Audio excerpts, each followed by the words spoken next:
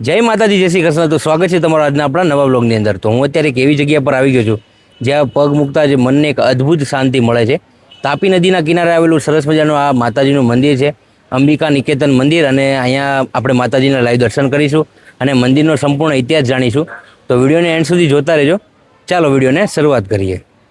સુરતના પાર્લે પોઈન્ટ પાસે તાપી નદીના કિનારે આવેલું શ્રી અંબિકા નિકેતન મંદિર એ દક્ષિણ ગુજરાતના સૌથી પ્રખ્યાત અને પવિત્ર યાત્રાધામોમાંનું એક છે. આરસુર અંબાજી પછી આ મંદિરને શક્તિ પૂજાનું બીજું મહત્વનું કેન્દ્ર માનવામાં આવે છે. આ મંદિરની સ્થાપના ઈસવીસન 1969માં કરવામાં આવી હતી. આ મંદિરનું નિર્માણ માં અંબાના પરમ ભક્ત પૂજ્ય ભારતી મૈયા દ્વારા કરવામાં આવ્યું હતું.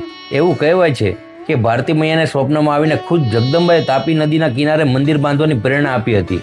શરૂઆતમાં આર્થિક મુશ્કેલીઓ હોવા છતાં તેમણે માતાજીના આશીર્વાદ અને લોક ભાગીદારીથી એટલે કે લોકો પાસેથી એક રૂપિયો એકઠો કરીને આ ભવ્ય મંદિરનું નિર્માણ કાર્ય પૂરું કર્યું હતું. આજે પણ મંદિરના ગ્રાઉન્ડ ફ્લોર પર પૂજ્ય ભારતી મૈયાની મૂર્તિ સ્થાપિત છે. મંદિર 2 માળનું બહુ જ સુંદર અને શાંત વાતાવરણ વાળું છે. મુખ્ય ગર્ભગૃહમાં અષ્ટભુજા અંબિકા 8 હાથવાળા માં અંબે ની ખૂબ જ દિવ્ય અને મનમોહક મૂર્તિ બિરાજમાન છે, જેમને અતિ સુંદર સાડી અને આભૂષણોથી શણગારવામાં આવે છે. મા અંબિકા ઉપરાંત આ મંદિર પરિસરમાં ભગવાન શિવ, શ્રી રામ દરબાર, રામ, સીતા, લક્ષ્મણ અને હનુમાનજી બિરાજમાન છે. શ્રી લક્ષ્મીનારાયણ અને સૂર્યનારાયણ દેવના નાના અને સુંદર મંદિરો પણ આવેલા છે. આમ તો આખું વર્ષ અહીં ભક્તોની ભીડ રહે છે, પરંતુ આસો નવરાત્રી દરમિયાન આ મંદિરનો નજારો જોવા જેવો હોય છે. નવરાત્રીમાં માતાજીનો ભવ્ય શૃંગાર પણ કરવામાં આવે છે અને સુરત તેમજ આસપાસના વિસ્તારોમાંથી લાખો શ્રદ્ધાળુઓમાં અંબેમાના દર્શનાર્થે ઉમટી પડે છે.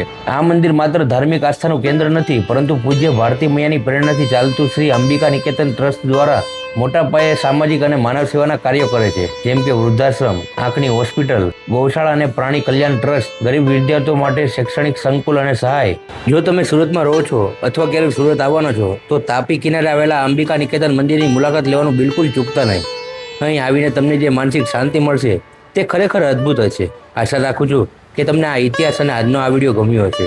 જો આ વિડીયો સારો લાગ્યો હોય તો લાઇક, શેર અને ચેનલને સબસ્ક્રાઈબ જરૂરથી કરી દેજો અને કમેન્ટ બોક્સમાં આખા ફેમિલી તરફથી એકવાર જય અંબે જરૂર લખજો.